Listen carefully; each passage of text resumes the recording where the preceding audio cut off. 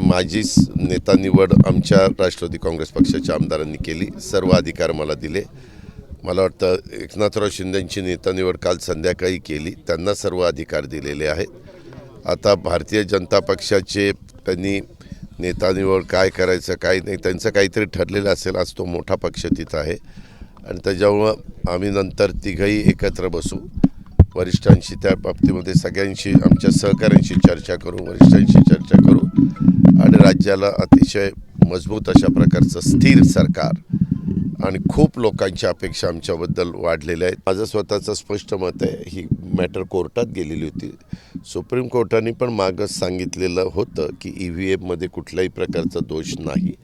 EVM machine हे व्यवस्थित आहे आणि आपल्या एवढ्या निवडणुका झाल्या, सगळ्या काही गोष्टी झाल्या. आता मग पंजाबसारखं राज्य त्यांच्या ताब्यात गेलं, कर्नाटकासारखं राज्य ताब्यात गेलं, तेलंगणासारखं राज्य ताब्यामध्ये गेलं, दिल्लीसारखं राज्य ताब्यामध्ये गेलं, अशी कितीतरी राज्य, पश्चिम बंगाल तुम्हाला आठवत असेल ते राज्य ताब्यामध्ये गेलं. अशा गोष्टी झाल्या ना, असं कसं नाही म्हणता तुम्ही. नाही, तो न्यायव्यवस्थेचा अधिकार आहे. कोर्ट त्यांच्याबद्दलचा निर्णय देईल. आम्ही आमची बाजू वकिलामार्फत मांडतोय, समोरचे त्यांची बाजू वकिलामार्फत मांडतायत.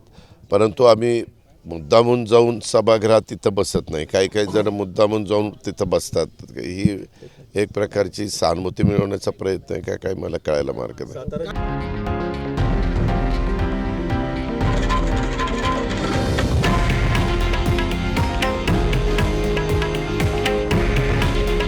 हे आहे देशातील नंबर 1 न्यूज नेटवर्क आणि आपण पाहत आहात TV9 मराठी. काळजी तुमची, हित महाराष्ट्राचं.